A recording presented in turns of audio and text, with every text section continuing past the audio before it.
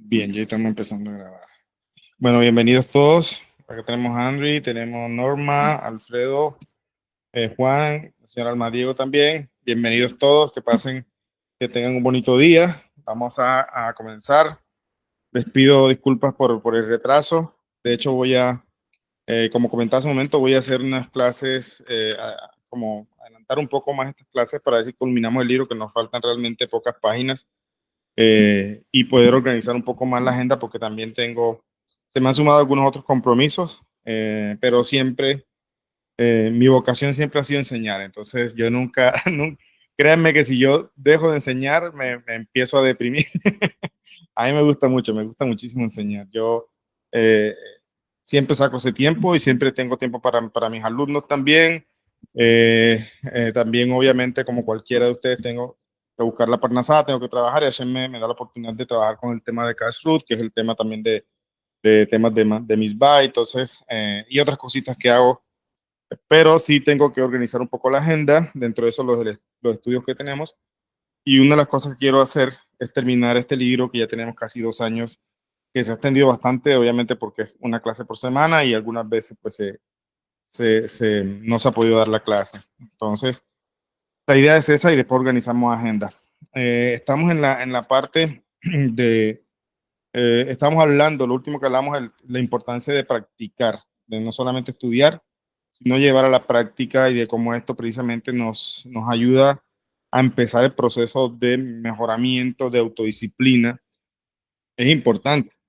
Les digo, les voy a compartir algo también, que yo estoy empezando a hacer otra cosa que en teoría no parecería que no tiene nada que ver con Torah, o sea, estoy haciendo una inversión, unas cositas que estoy haciendo, pero necesito no también tener disciplina.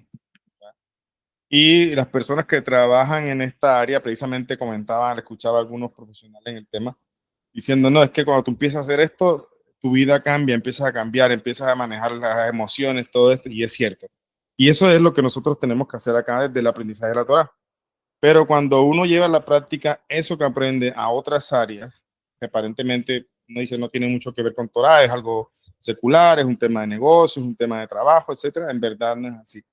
Y yo le decía a mi esposa en el momento que llegué, yo me voy a escribir mi propio Shulchan Aruch, entre comillas, de estos trabajos que voy a empezar a hacer. ¿A qué me refería con eso? Yo le dije que pasa es que uno necesita, yo con la halajá soy muy estricto, o sea, cuando esto está prohibido, esto tal cosa, o sea, trato de ser estricto, pero en algunas otras cosas uno sin querer, consciente y conscientemente, se vuelve un poco flexible. Por ejemplo, imaginemos a alguien que está emprendiendo un negocio, ahí también se necesita ser estricto y disciplinado para poder ir precisamente que el negocio vaya creciendo, porque una persona que toma capital y entonces se lo gasta, paseo, pues así, esa indisciplina no va a hacer que las cosas surjan. Y ahí es donde digo que aparentemente hay cosas que no tienen mucho no tienen alguna conexión con la Torah, aparentemente, pero sí se puede disciplinar. Entonces me decía, tengo que hacer un Shulchan Aruch, o sea, entre comillas, un Shulchan Aruch. Me refería a decirme en mi plan de trabajo, esto está prohibido hacer. O sea, yo me prohíbo tal cosa o sé hasta dónde llegar en ciertas cosas que voy a hacer. Es una manera de disciplinarse uno, o sea, tomármelo, vamos a decir así, en serio, como si fuera la alhaja. Y entonces esa mentalidad es práctica. Es justo lo que decía, lo que dice el libro. El libro nos está diciendo en esta última parte, llevar a la práctica todas las cosas que aprendemos. Y yo invito incluso no solamente a llevar a la práctica en el crecimiento personal dentro de lo que es mejorarnos como seres humanos en nuestro servicio a Shem, sino también en nuestras otras cosas que hacemos. Se pueden aplicar toda esta disciplina, toda esta autogestión, todo esto que estamos también haciendo los lunes que empezamos a hacer, de estudiar el libro que escribí. Entonces también vamos a ver todas esas partes y vemos cómo lo podemos aplicar no solamente en el ámbito personal, sino también en otras cosas que de pronto uno está haciendo en sus labores y algo así. Entonces, ese sentido práctico, aquí tiene el título final de este capítulo 27 del libro, dice, ¿cómo equilibramos filosofía y sentido práctico? Dice, pero el conocimiento y la acción no están en conflicto una con la otra. Después de todo, el conocimiento implica el desarrollo del ser mientras que la acción puede significar hacer a un lado los instintos orientados hacia uno mismo, en beneficio de la tarea entre manos. Entonces, cuando tenemos una hora libre, ¿cómo hemos de usarla? ¿Cómo atraviesa una persona esta difícil brecha entre el mundo sublime del pensamiento y el mundo material de la acción?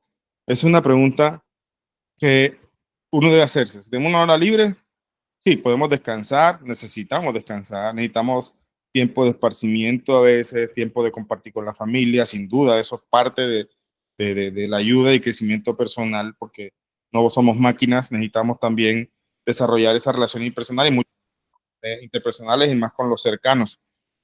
y, pero, eh, pero digamos, eh, como dice aquí, después de todo el conocimiento implica el desarrollo del ser, mientras que la acción puede significar hacer a un lado los instintos orientados hacia uno mismo en beneficio de la tarea entre manos. Entonces, cuando uno tiene un tiempo libre, uno debe preguntarse qué está haciendo con él. Como yo estaba hablando con mi hija, conversando con ella precisamente el viernes, mientras yo hacía las cosas de Shabbat, le decía que a todos se nos acaba el recreo. A todos en algún momento se nos acaba el recreo. Le decía yo a ella, para que me pudiera entender. Yo le dije, a ti ya se te está acabando el recreo. ¿Qué significa eso? Y le decía, lo que pasa es que ya, cuando tú estabas pequeñita, por ahí jugabas, uno no te, pues ya te está exigiendo uno que estudies, que tiene la obligación de también estudiar las leyes judías, también tiene la obligación de estudiar las matemáticas y otras cosas que están ahí. Entonces, ya cuando a uno se nos está exigiendo el recreo, ese recreo donde no hacemos nada, dependemos de nuestros padres, etcétera, se nos va acabando. Porque empezamos ahora sí a responsabilizarnos de nuestras cosas. Y entonces, como el mismo Shulchan Aruch dice que uno debe aprovechar el tiempo de la juventud, donde la verdad, digamos, el tiempo hay de sobra a veces, que cuando uno se casa, el tiempo ya se disminuye, las obligaciones son mayores, etcétera. Entonces dice, uno tiene que aprovechar ese tiempo para poder estudiar todo lo que pueda, dice el Shulchan Aruch. Entonces, cuando uno tiene una hora libre, ¿en qué usarla? Eso le decía yo a mi hija, ella tiene un videojueguito ahí que yo le dejo jugar. Yo le dije, no está mal que juegues, pero no puedes pasar todo el día allí y entonces te vas a la cama y ¿qué hiciste? Nada, o sea, tuviste ahí simplemente un momento de satisfacción jugando, pero no construiste nada. Entonces, esa es la pregunta, que si tenemos una hora libre, ¿cómo hemos de usarla? ¿Cómo atraviesa una persona esta difícil brecha entre el mundo sublime del pensamiento y el mundo material de la acción? O sea, ¿cómo podemos bajar todo este conocimiento o empezarlo a bajar? Porque también, como ya hemos estudiado, ningún proceso de cambio ocurre de la noche a la mañana, es un proceso poco a poco. Entonces, ¿cómo empezamos a bajar toda esta información que tenemos, que es buena para nosotros? ¿Cómo empezamos a llevarlo entonces a la práctica? Esa es la pregunta, reconociendo por qué fuimos puestos aquí, para servir a nuestro Creador. O sea, primeramente, reconocer a qué vinimos al mundo. ¿A qué vinimos al mundo? Está bien, como digo, nos ocupamos en cosas materiales que son necesarias, buscamos la manera de agradar a Hashem incluso en eso material que hacemos, pero al final de cuentas ese no es el objetivo de haber venido al mundo. El objetivo material, si algo tiene que ver con la materialidad, el objetivo de haber venido al mundo es rectificar, refinar, mejorar nuestro cuerpo, nuestra alma animal. Y la única manera en que eso puede empezarse a dar es a través de la acción, porque el cuerpo es eso. El cuerpo es un vehículo para poder llevar a la acción las cosas del aprendizaje. Entonces, reconocer o darnos cuenta o reflexionar de el por qué fuimos puestos en este mundo. Eso nos va a ayudar a mentalizarnos, nos va a ayudar a empezar a cambiar el chip de la acción. Empezar a pensar, bueno, tengo este tiempo libre, voy a aprovecharlo para estudiar tal o cual cosa, ya que me ayude en mi proceso de crecimiento. Reconociendo por qué fuimos puestos aquí para servir a nuestro Creador. El crecimiento personal es necesario, pero no un fin en sí mismo. Incluso esto que es tan difícil, ya creo que lo había dicho antes también, crecimiento personal es algo que uno nunca puede decir, ya terminé. Es un crecimiento constante y es de toda la vida y no es fácil, como sabemos, es luchar contra nuestras malas cualidades, es luchar también sobre todo, hay algunas malas cualidades que nos cuestan muchísimo corregir.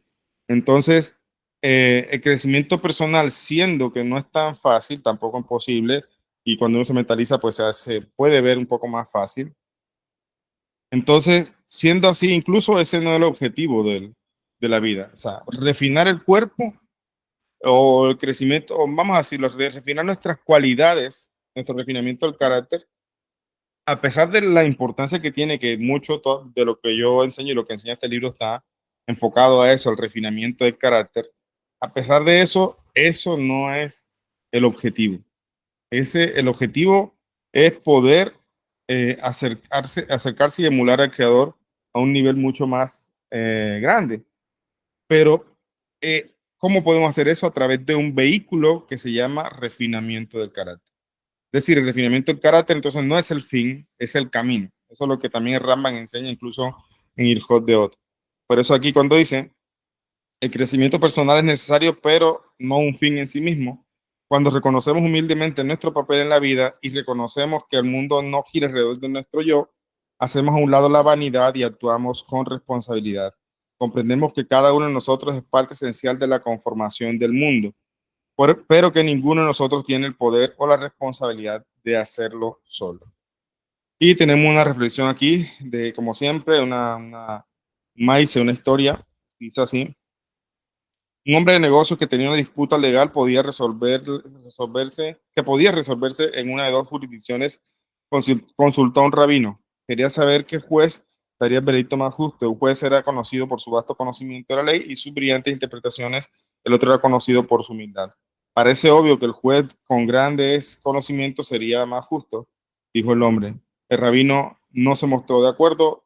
Dice, es cierto, un juez que debe tener conocimiento y experiencia apropiados, pero yo confío más en alguien que camine honestamente que examine honestamente todos los argumentos, alguien que tenga la humildad para eliminar su propio pensamiento mientras considera desapasionadamente cada.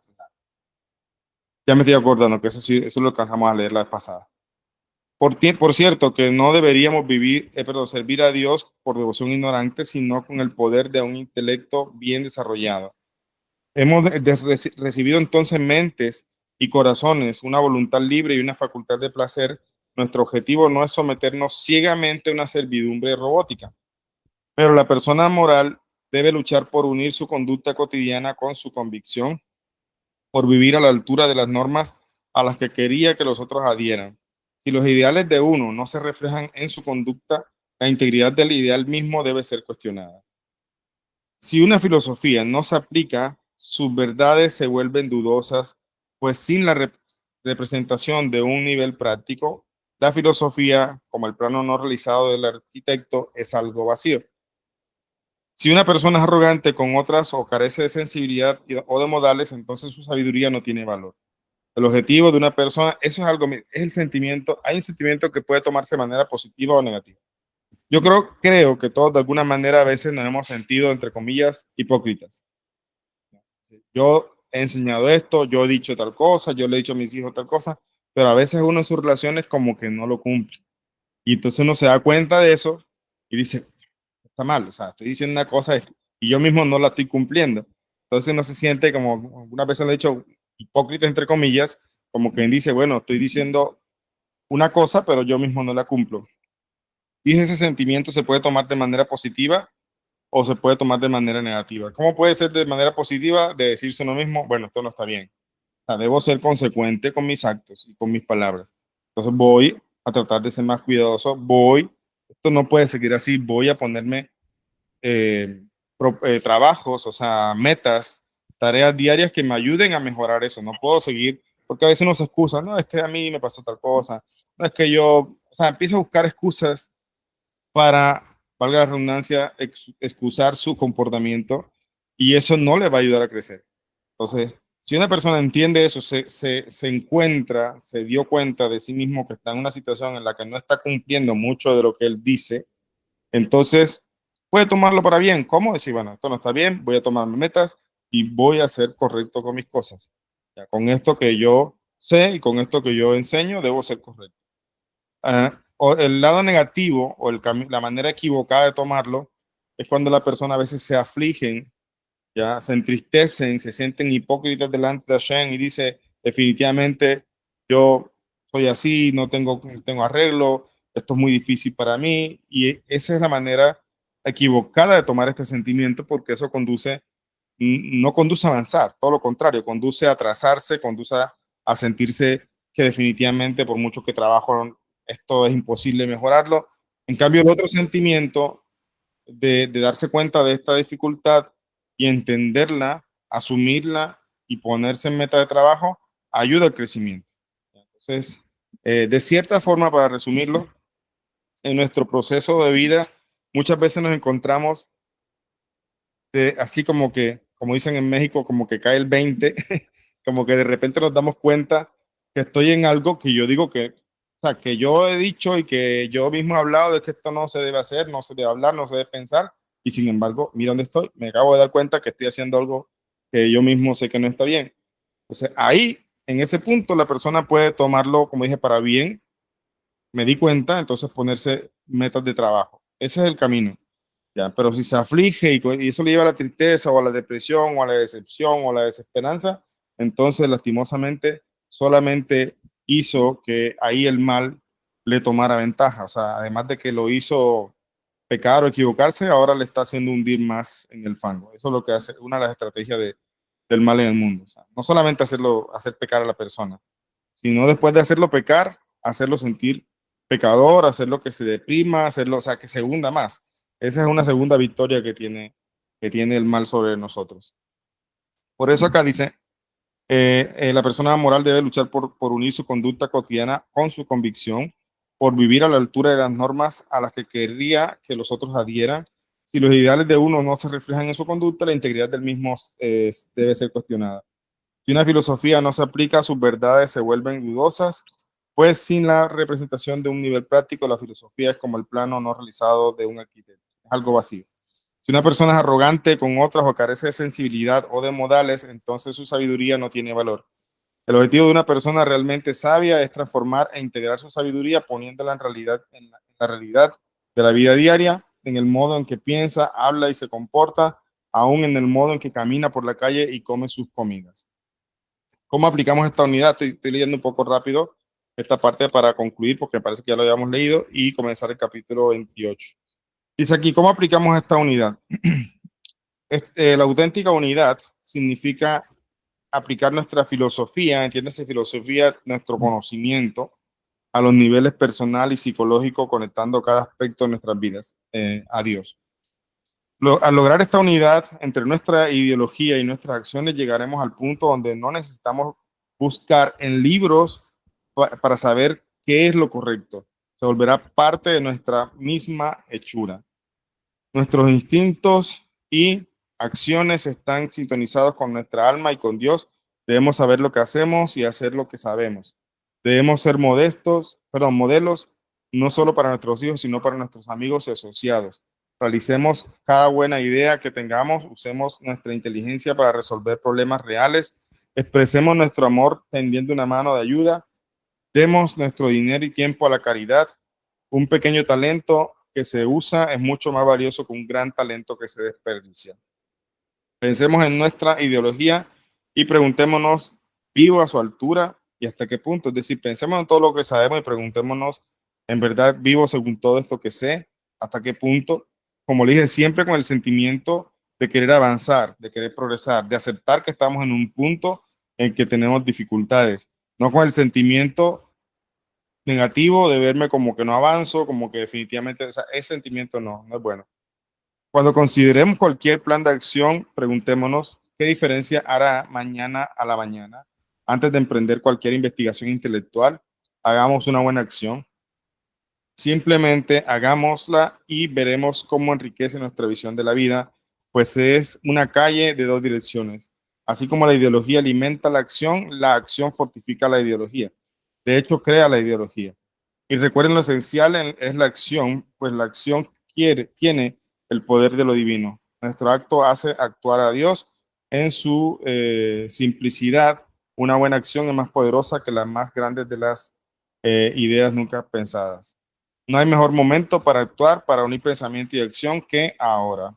Terminamos con una reflexión nuevamente. Dice, poco antes de la guerra de los 6 días, el rey inició una campaña de tefilim. para crear conciencia y alentar al uso de tefilín por los obligados durante las plegarias matutinas los días de semana. El general israelí Ariel Sharon visitó al rey poco después y le preguntó por qué había sugerido el uso de tefilín en lugar de una simple plegaria. Le preguntaré una cosa, dijo el rey. ¿Por qué es que antes de enviar a los soldados a la batalla se los hace pasar por un riguroso entrenamiento de los distintos ejercicios militares? Obviamente, respondió el general, porque de otro modo no sabrían cómo combatir. Entonces no es suficiente con que los soldados estudien estrategia. ¿Por qué tienen que hacer ejercicios prácticos? No puede compararse la teoría con la práctica real, respondió el general. Lo mismo vale aquí, dijo el rebe. Decir una plegaria y tener buenos pensamientos es como estudiar estrategia sin entrenar. Cuando uno hace una acción que enlaza su mente y corazón y todas sus actividades a Dios, entonces está realmente listo para enfrentar las batallas de la vida con una fe actualizada en Dios.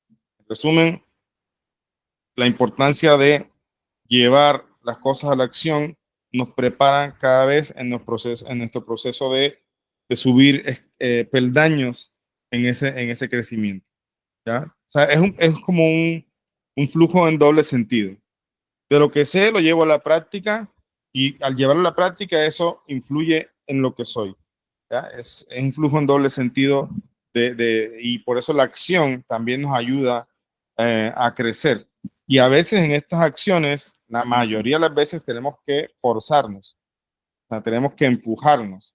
No es a veces algo que deseamos, que no, nos surge con facilidad, sino que tenemos que hacerlo. O sea, sabemos que es bueno, sabemos que es correcto.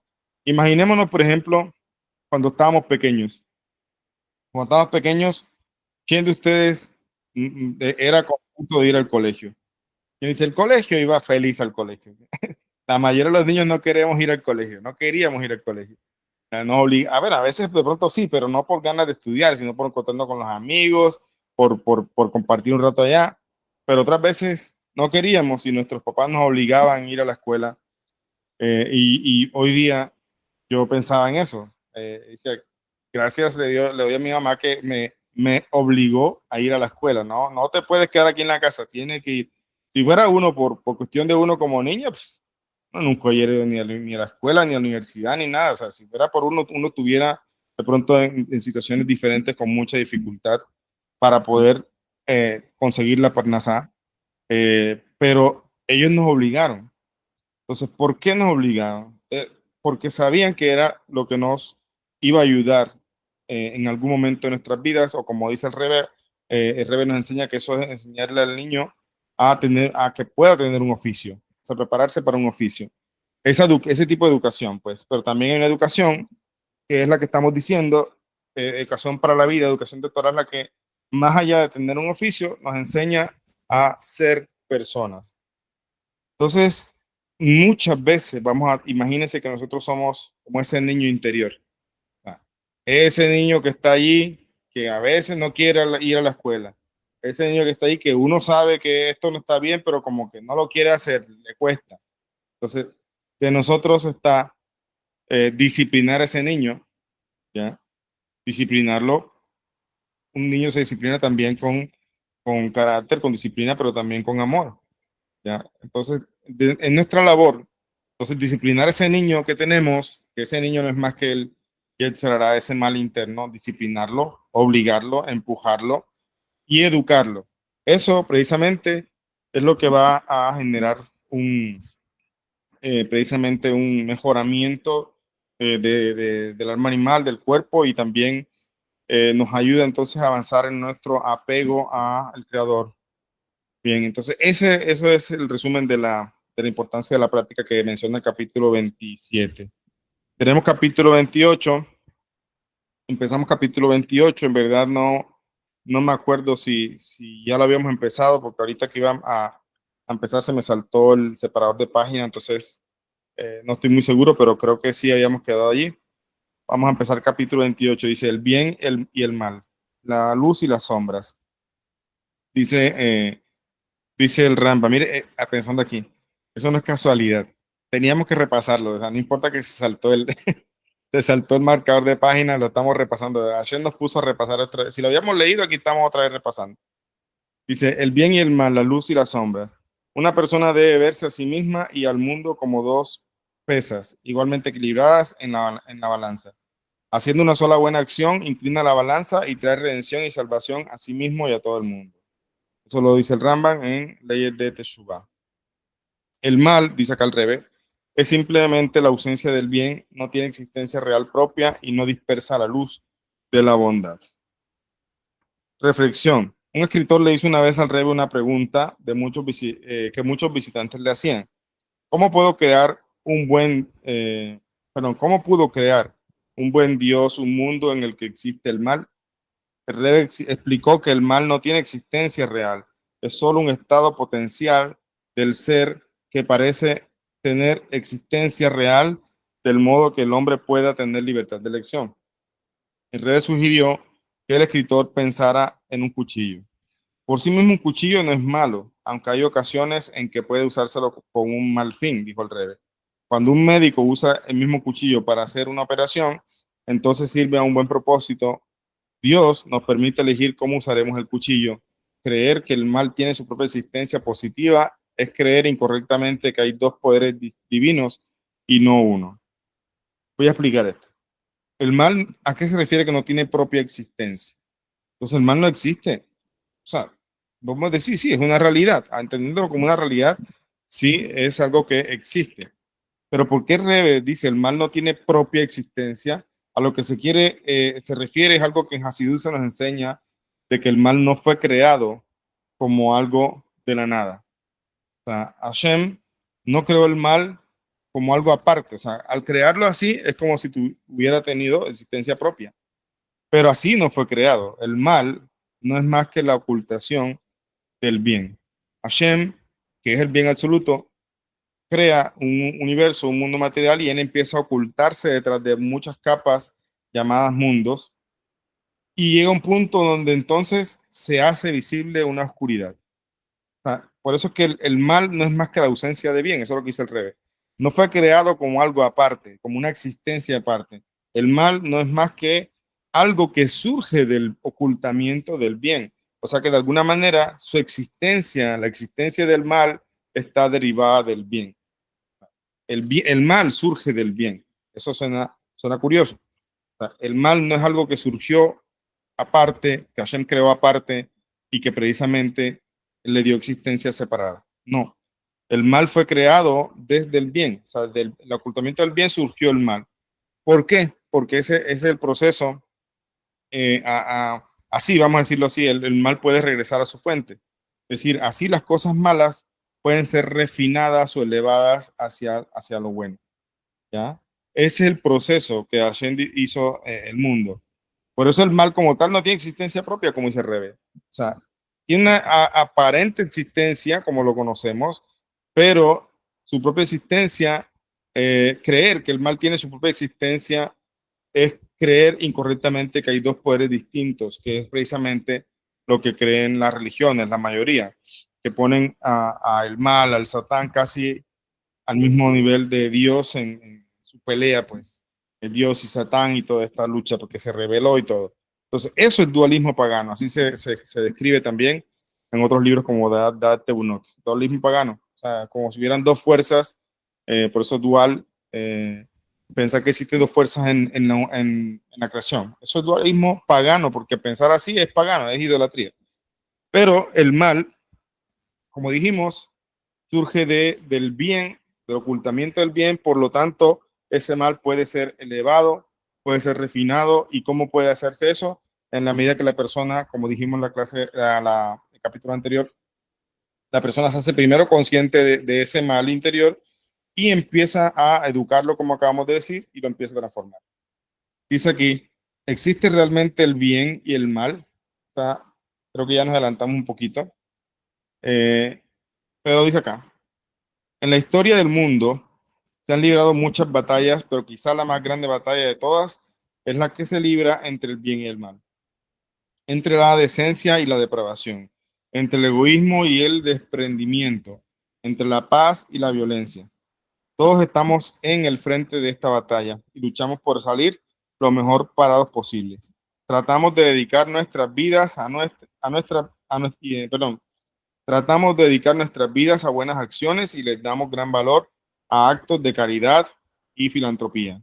Sobre todo les enseñamos a nuestros hijos a ser virtuosos y moralmente sólidos. Pero ¿de dónde vienen nuestras normas éticas? ¿Qué está bien y qué está mal? ¿Qué es bueno y qué es malo? Vivimos en un tiempo en que no parece haber una respuesta fácil a estas preguntas. Una conducta que puede ser considerada inaceptable por un grupo puede ser aceptada por otro. O sea, lo que decía, lo hemos dicho varias veces, hablar de bueno y malo puede ser también subjetivo. O sea, porque para un grupo, ciertas cosas, por ejemplo, aquellos que dicen que están en pro del aborto, para ellos el aborto es bueno y lo defienden como una buena causa. Y otros decimos, no, el aborto no es nada bueno, no está correcto de acuerdo a lo que la autora enseña. Entonces, ¿qué pasa aquí? Que lo bueno y lo malo se vuelve, podría ser, digamos, la conciencia de un grupo de acuerdo a sus intereses. Por eso, nosotros no vamos de acuerdo a lo que a nosotros nos parece bueno o malo. Nosotros vamos de acuerdo a lo que Hashem nos enseñó en su Torah, que es bueno y que es malo. Eso es muy diferente a lo que a mí me parece bueno o a lo que un grupo le parece bueno. Entonces dice acá, eh, vivimos en un mundo, en un tiempo en el que no parece haber una respuesta fácil a estas preguntas. Una conducta que puede ser considerada inaceptable por un grupo puede ser aceptada por otro. Los tabúes de ayer pueden volverse actividades cotidianas de hoy. No parece haber un modelo aceptado universalmente de lo bueno y lo malo. Las escuelas de antaño eran fuente de valores objetivos, se han vuelto con frecuencia campos de combate ideológicos donde los valores se han neutralizado de modo de no discriminar contra los sentimientos de ningún individuo o grupo. Lo que nos ha quedado es una forma diluida de relativismo moral. Todo es aceptable en tanto no hiera abiertamente a otro, pero es una norma lo bastante alta. En nombre de vivir y dejar vivir, hemos comprometido nuestro sentido más básico del bien y del mal. Háganse una simple pregunta. ¿Esta ambigüedad moral suena auténtica en nuestro corazón y alma? Esto lleva a una pregunta más amplia, que alguna gente puede haberse vuelto demasiado tímida para formular. ¿Hay un bien y un mal absolutos? Si la respuesta es negativa, ¿por qué los seres humanos se sienten naturalmente inclinados a ciertas cosas y rechazan a otros? Hasta los niños pequeños comparten este rasgo, un sentido interno del bien y del mal que es tan fuerte como el sentido de la vida, de la vista o el oído.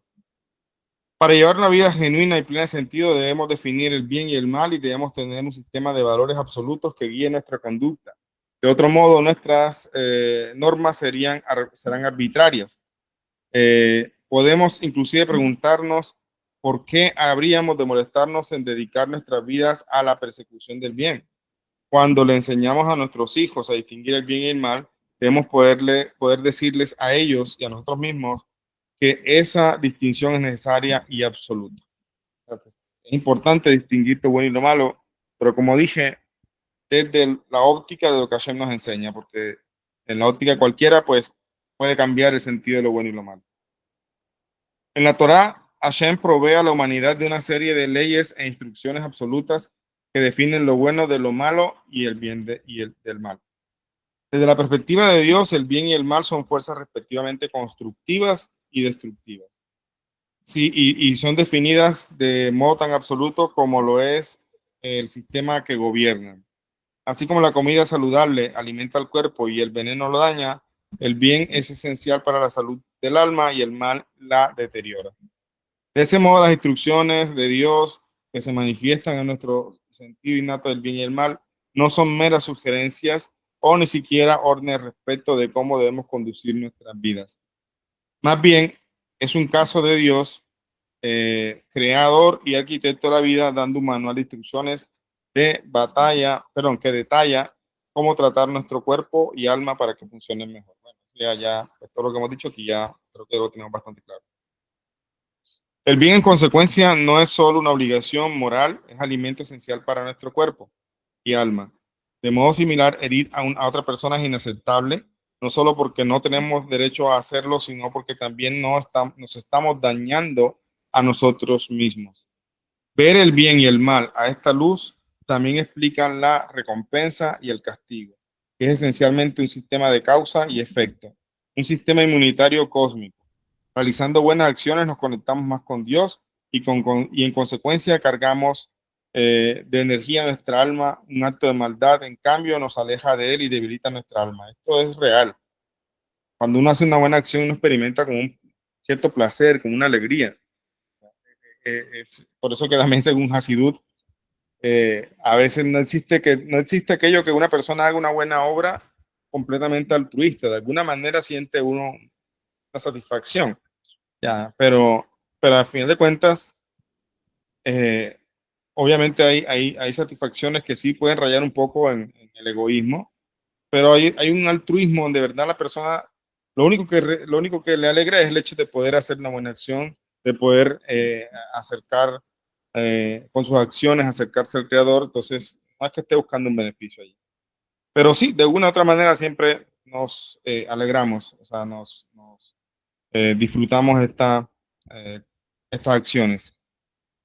Y si la conducta virtuosa no es solo una cuestión entre hombres, sino entre hombre y Dios, la guerra está en el corazón del hombre cuando el alma humana se desconecta de Dios, la fuente de bondad. ¿Por qué los hombres pueden odiarse y destruirse unos a otros? Porque sus egos pueden desear negar que toda la humanidad viene de la misma fuente y en consecuencia debería estar avanzando hacia el mismo objetivo. Hacer el bien significa alzarse sobre sus propias necesidades, relacionarse con Dios y extender esta unidad al prójimo. Lo que decía, esto es altruismo. Hacer el bien significa alzarse sobre sus propias necesidades. Es decir, no lo hago por la necesidad de recibir, de sentirme bien, de sentirme grato, no, se alza por encima de esas necesidades o incluso a veces necesidades materiales y puede ayudar a otra persona. Entonces, esto es relacionarse con Dios y extender esta unidad al prójimo. ¿Por qué existe el bien y el mal? Todos nos hemos debatido en la pregunta de cómo un Dios bueno y justo permite tanto sufrimiento y deja hacer tantas atrocidades en el mundo. Es inevitable que surja la vieja pregunta: ¿por qué Dios creó el mal y cómo podemos reconciliarlo con su bondad? Para responder debemos dar un paso atrás y hacernos una pregunta mucho más básica. ¿Por qué Dios creó la vida? Pues sin vida no habría mal y no habría dolor. Dios creó nuestro mundo material porque quiso que lo refináramos y lo hiciéramos su casa. Para lograrlo debemos antes percibirnos a nosotros mismos como una realidad independiente. Voy a hacer una pregunta de la parashá. Hay un evento importante en esta parashá que leímos ya pasado, en Parashá Shemini. Bueno, hay muchos eventos importantes, pero para no ponerlos a adivinar, hay un evento importante que pasó con los hijos de Aarón. A ver, ¿quién se acuerda? ¿Quién me dice? Con los hijos del Cohen Gadol. Ajá, ¿sí? ¿Cómo? Que hicieron una ofrenda sin ser llamados y era un fuego extraño. Exactamente, sí. ¿Qué piensan ustedes de eso? Bueno, no tanto que piensan. ¿Qué han escuchado, qué han leído los comentarios de esta acción? O sea, ¿por qué pasó esto? Ellos hicieron un así llamado fuego extraño, o sea, hicieron un kétor de un incienso y bajó un fuego y los consumió. ¿Qué piensan ustedes de esta situación, de este acontecimiento? ¿Cómo lo entienden ustedes y qué piensan? O sea, pues yo lo entiendo como por hacer algo que no se les mandó, ¿no? Es como que a mí me nazca algo que no me han mandado, ¿sí? Entonces, habría las dos connotaciones, de verlo bien y de verlo mal, ¿sí? Pero estamos hablando de algo sumamente delicado, que ellos tenían unas reglas, que ellos tenían unas maneras específicas de hacer las cosas. Entonces, por ese lado estaría mal porque estuvieron desobedeciendo una orden. Ok, pero bueno, para ser más claro, bueno, Norma levantó la mano, adelante Norma. Me parece a mí que se dejaron llevar por un impulso, por la emoción, eh, porque, bueno, no me parece, lo escuché muy chivo, mejor dicho. Y sin embargo, sí les iba a tocar ese servicio porque eran los hijos del Cohen Gadol, pero no en ese momento, o sea, no les tocaba ese momento. Bien, voy a sintetizar la pregunta. ¿Cómo lo vemos? ¿Cómo lo ven ustedes? ¿Un castigo? No, yo lo veo, bueno, por lo que ya entiendo de la Torah, que, o sea, les tocaba morir ahí. Estaba, así lo quiso Hashem. Así No, quiso Hashem que ellos ahí. pero ellos tienen libre albedrío. Si ellos no hubieran hecho eso, tal vez no hubieran tenido que morir. Pero no sé, ya poniéndome el zapato, no sé, pienso yo que sí, se dejaron llevar por el impulso, la emoción, esto me toca, esto lo puedo hacer, pero realmente no, le tocaba al papá, no sé, está complicado. Bueno, es curioso porque uno generalmente lo puede entender. Todo lo que me dicen ustedes, entre líneas se deja ver que, y por aquí dicen una consecuencia de lo que hicieron, sin duda. O sea, sin duda siempre nosotros lo que hagamos tiene una consecuencia. ¿Ya? Así funciona el mundo. Y si hacemos algo bueno, pues va a haber una consecuencia pues positiva, lo que llamamos una bendición, una ayuda a Hashem. Si hacemos algo negativo, pues hay consecuencias negativas, pero que también se pueden aliviar un poco con Teshuvah, etcétera. Bueno, eso lo miraremos en algún momento. Ya he hecho un curso sobre eso de Teshuvah. En algún momento lo tenemos ahí grabado en clases. Pero de alguna manera, incluso algunos comentaristas, me parece que Rashi, algunos comentaristas dicen que ellos estaban ebrios, que por eso al siguiente versículo dice y Hashem le dijo a Moshe, no se presentarán ebrios a su servicio, ¿cierto? Entonces, de alguna manera, podemos entender, no estoy diciendo que no sean responsables de lo que hicieron, sin duda hicieron algo y asumieron su responsabilidad, pero a veces los estamos viendo a ellos como pecadores, como personas que de pronto incluso llegaron ebrios a servir a Hashem. O sea, ¿cómo así? ¿Cómo pueden ser que iban ebrios? Eso suena muy raro. Y pensar que consumió el fuego, como quien dice, bueno, ahí está, pues lo tenían merecido, o sea, porque hicieron algo que no debían hacer. Lo vemos como un castigo de cierta forma.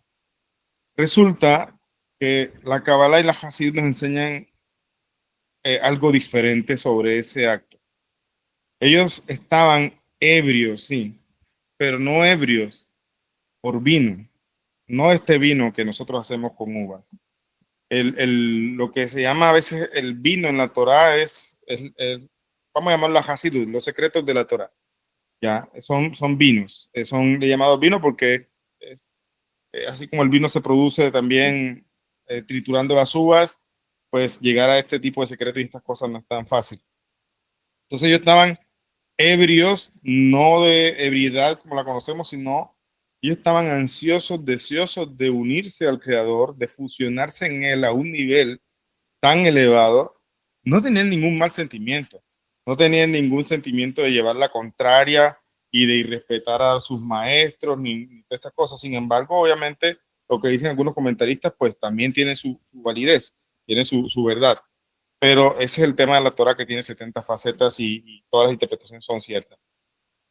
Resulta que el Rebbe comenta de que el deseo de ellos era fusionarse con el Creador, o sea, acercarse lo máximo posible al Creador, aún a sabiendas de que eso les iba a pasar. De hecho, Rashi comenta de que un fuego, no sé si Rashi ahorita no me acuerdo muy bien, el fuego que descendió, dice, entró por sus narices, ¿ya? Y los consumió, o sea, sacó su alma. Eh, el Rebe, déjame un segundito, lo leo aquí. Busco el librito y ya les digo para leerlo mejor.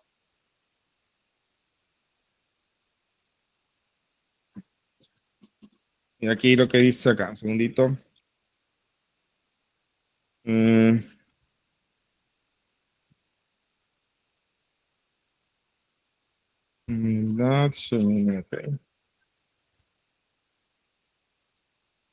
Aquí, controlar el éxtasis, dice. Dice, Nadab y Abiú se dejaron llevar por el éxtasis del momento. En su inmenso deseo por apegarse a Hashem, o sea, su deseo era bueno.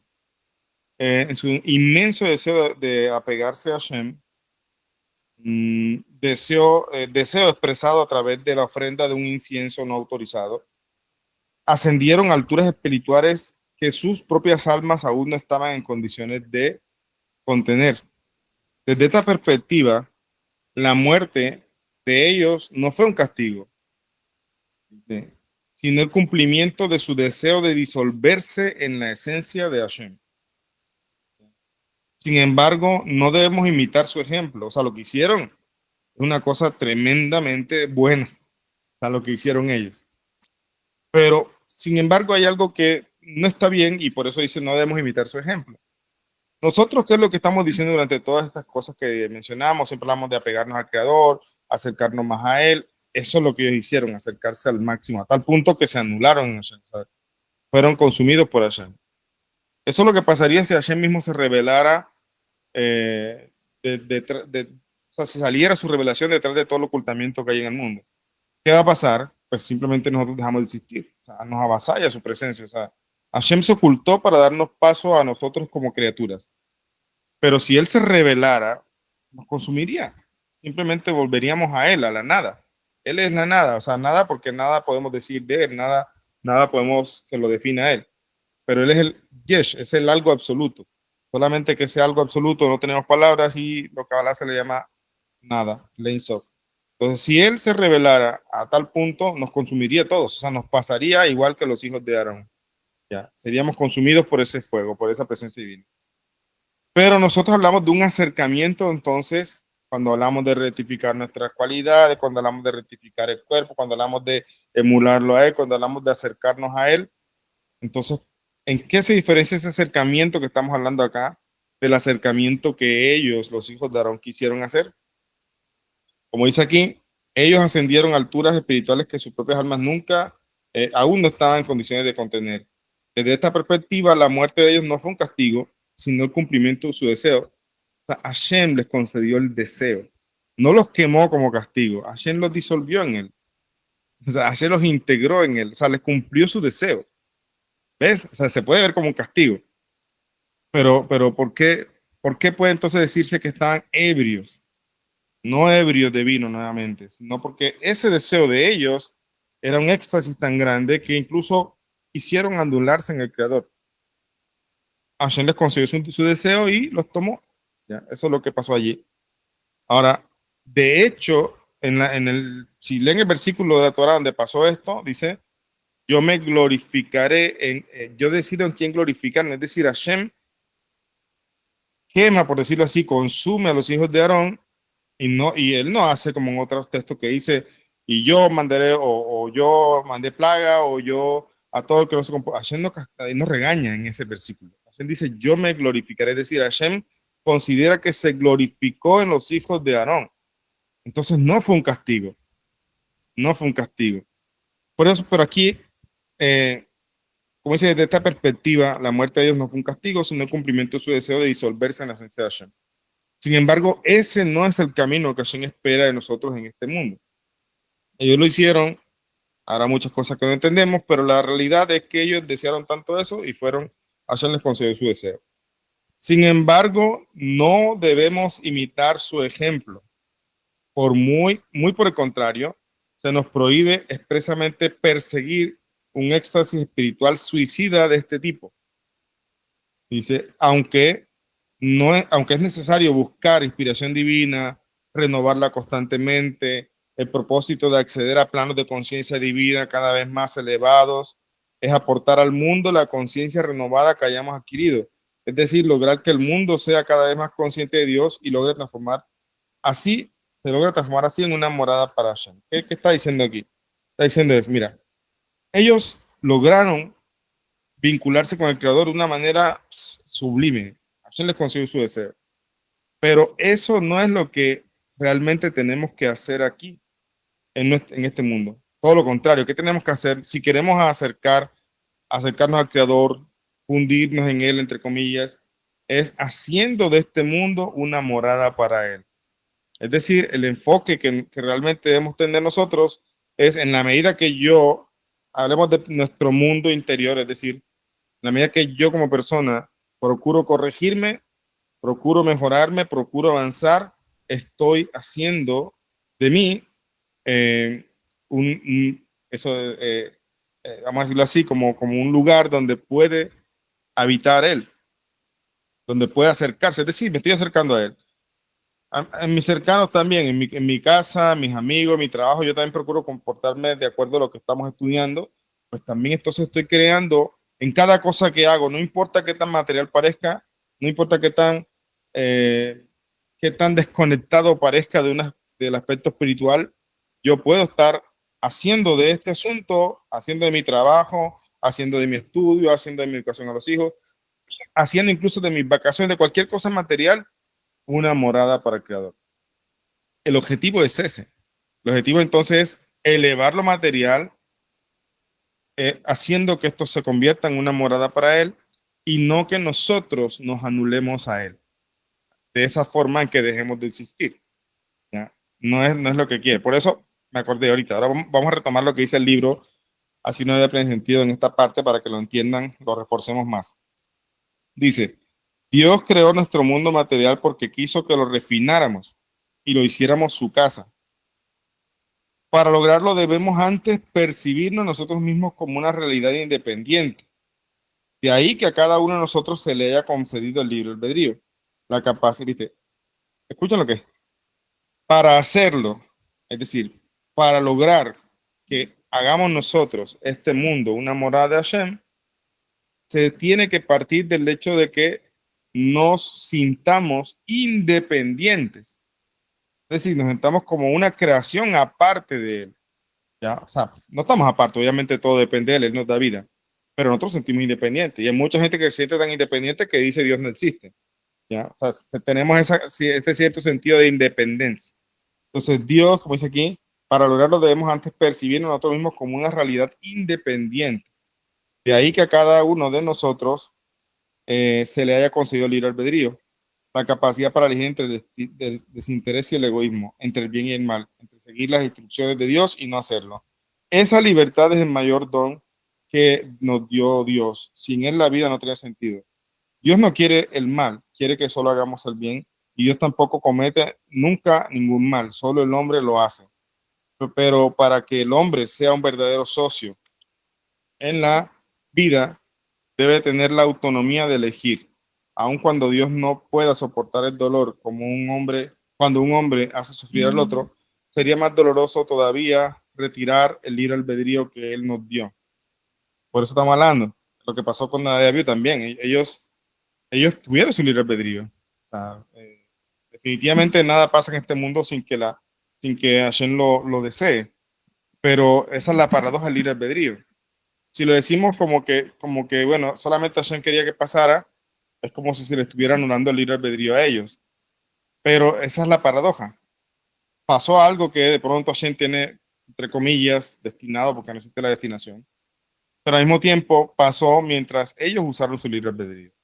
El error de concepción al que no debemos imitar es que nosotros debemos anularnos al Creador sin perder nuestra independencia. ¿Ves? Ese es el punto. Existe entonces el concepto de bitul. Debemos nosotros anularnos a Él sin dejar de existir. Cosa que ellos hicieron. Ellos se anularon, pero dejaron de existir. Fueron consumidos por el Creador. Entonces, ese no es el trabajo. Si bien esto es algo muy elevado, y el mismo Hashem lo escribe en su Torah y dice, yo me he glorificado, es decir, Él se glorificó en ellos. O sea, es una cosa tremenda lo que pasó aquí. Pero, al mismo tiempo, ese no es el camino que espera Hashem del resto de la humanidad, ni del resto del pueblo de Israel, ni del resto de ninguna persona. Lo que espera Él es que nosotros nos anulemos siendo nosotros mismos.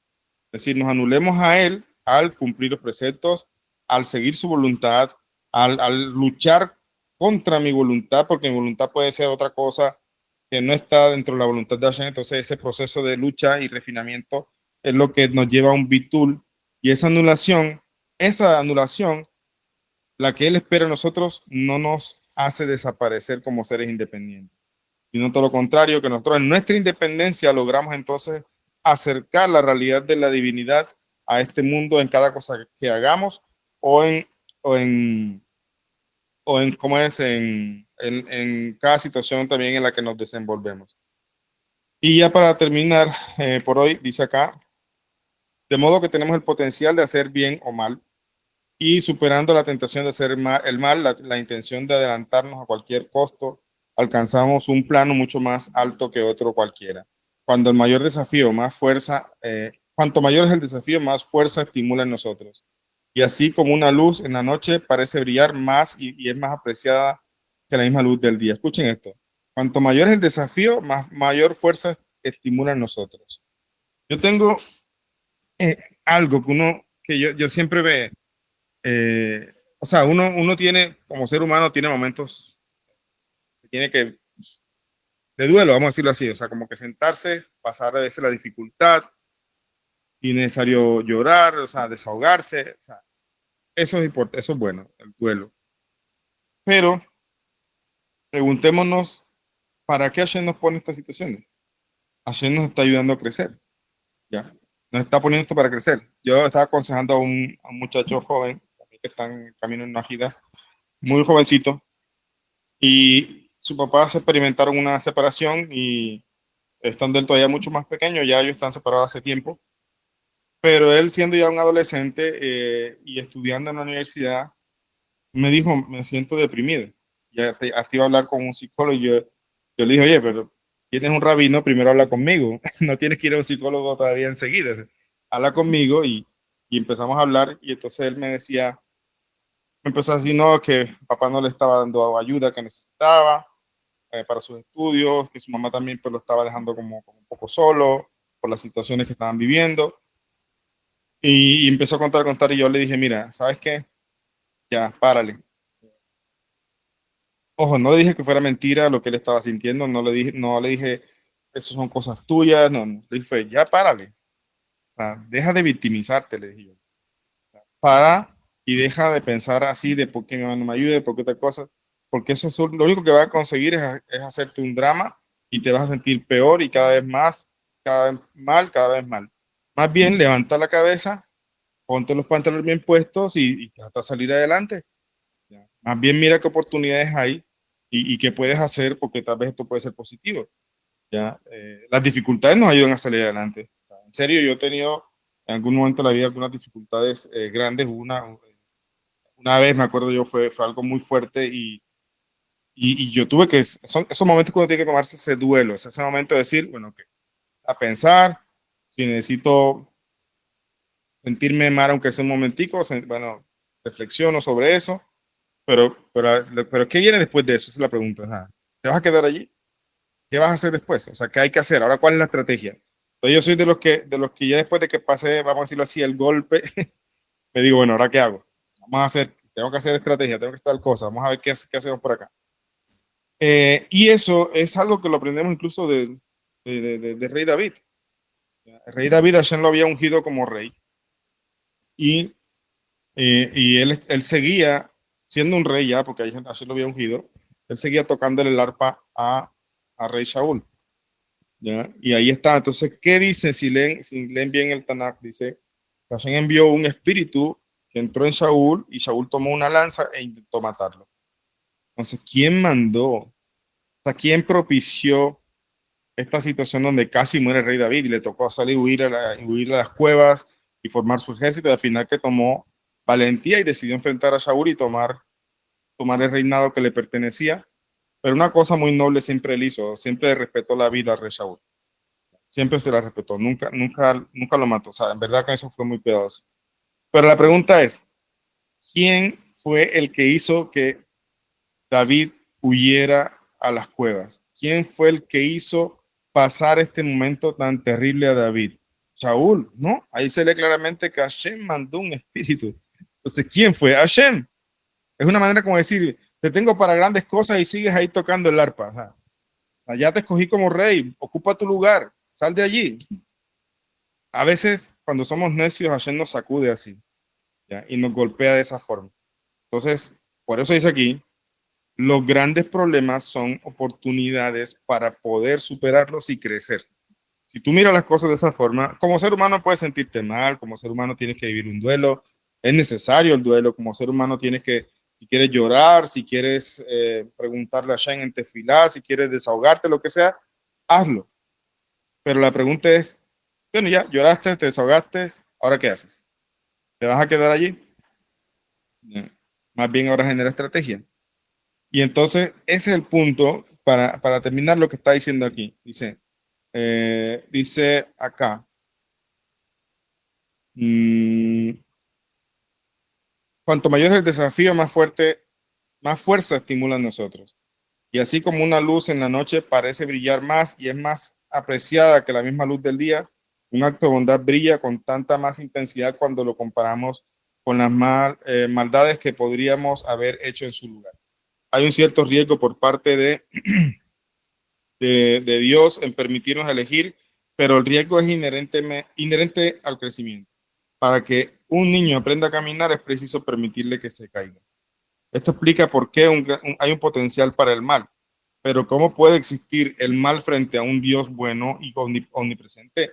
Esto nos devuelve al método que usó Dios para crear nuestra realidad física, para permitirnos nuestra independencia. Dios ocultó su presencia, lo que es eso. Ocultó su presencia desafiándonos a ver más allá del continente, el mundo físico en el que vivimos para encontrar luz divina adentro. Y termino, aquí o sea, sigue un poco el título, pero vamos a dejarlo aquí a mitad con esta reflexión. Un estudiante fue a un rabino con una pregunta: ¿cómo podemos reconciliar el mal con la bondad omnipresente de Dios? Le dijo. En relación a este mundo, Dios es como un padre que se oculta de su hijo, respondió el rabino. El padre alienta al hijo a demostrar su ingenio para encontrarlo, lo que en última instancia intensificará el amor y la intimidad entre ambos. El padre, al querer estimular realmente al niño a usar todos sus recursos, se esconde muy bien. También que el niño al fin renuncia a la búsqueda, se olvida del padre y se pone a hacer otra cosa. Mientras tanto, el padre sigue en su escondite, aguardando triste que su hijo vuelva. De modo similar, aquí Dios se esconde de nosotros para que saquemos a la luz nuestras más profundas capacidades y recursos en nuestra búsqueda de Él. Es el ocultamiento de Dios en el mundo material cuya intención es crear una búsqueda realmente profunda del bien, la que permite el potencial del mal. Me hizo acordar de mi rabino Joel Lapid, de bendita memoria. Cuando estábamos en el cole, había tardes que él decía: muchachos, hoy no podemos estudiar. O sea, él estaba ahí en el cole, estaba estudiando. Pero él decía: hoy no vamos a hacer clase. Muy rara vez, porque siempre hacemos clases todos los días en la tarde. Pero hay momentos que estamos nosotros acá estudiando, jabruta, o sea, con el compañero, estudiamos ahí. Estamos estudiando lo que íbamos a ver con él, que eso es otra cosa. El estudiante debería estudiar antes de la clase, o sea, no esperar la clase y simplemente escuchar rabino, tipo conferencia, no. Es bueno que también se siente estudiar. Es más, yo creería que también hay algunos que creo que lo hacen, entre ustedes también deberían, una persona que ha hecho amistad, todo, sería bueno que estudien un poco, ya, estudien un poco y compartan ese estudio, hagan sus preguntas, y después ya cuando se sienten a la clase ya entonces vienen con más preguntas o un poquito más avanzadas. Entonces nosotros nos sentamos ahí antes del estudio, estamos estudiando con nuestros compañeros, y se acercaba el rabino y decía: nosotros hoy no vamos a hacer clases, tengo que adelantar una cosa acá de estudio. Y como que uno se desinflaba porque uno estaba esperando la clase y dice: no hay clase. Entonces me acuerdo que una vez nos enseñó eso que acabo de leer aquí, y dijo: no, eso es como cuando el maestro se aleja, el alumno experimenta como una cierta, esa ausencia. Yo quisiera clase hoy, no hay clase. Es como así Hashem también se ocultó en el mundo, ¿ya? Pero al mismo tiempo eso nos ayuda a desarrollar nuestro potencial. Si el rabino está encima, vamos a decirlo así, en todo, en la vida de una persona, pues no le está ayudando a desarrollar su potencial, le está ayudando a desarrollar una dependencia del rabino. Y el verdadero maestro precisamente se oculta, es decir, deja que ellos se desarrollen, que también desarrollen su estudio, su aprendizaje, y entonces cuando se haga ese reencuentro otra vez entre rabino y estudiante, va a ser gratificante. El padre se aleja no porque quiera dejar, pero él sabe que tiene que, aún muy independiente de su deseo de estar allí, sabe que tiene que dejarlos un poco a solas para que puedan progresar. Entonces, de la misma forma, Hashem él se ocultó, y ese ocultamiento generó un mal, pero es porque después va a venir un bien, una revelación muchísimo mayor, y ahí la vamos a disfrutar. Ahorita solamente nos está dejando desarrollar nuestra potencia. Ok, vamos a dejar ahí que den la página 313, ya ahí puse el marcador de página, que no se me pierda. Vamos a continuar pronto, les aviso para terminar esas hojitas que nos faltan. Y bueno, no sé si tienen algún comentario breve, pueden levantar la mano.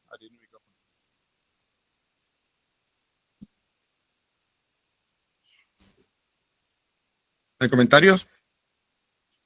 Ok, bueno, vamos a dejar allí. Les deseo una bonita tarde, un bonito resto de día. Nos vemos en las próximas clases de esta semana. Ahí estaremos en contacto. Que escuchemos buenas noticias y que empecemos a disciplinarnos nosotros mismos a conciencia, poner tareas, trabajos personales para conseguir cada día ese avance y ese crecimiento personal que se llama BITUL también, anulación. Les deseo una bonita tarde. Gracias. Pasen muy bien. Gracias. Chao. Parece que había Chao. clases a las 5 y yo entre tarde.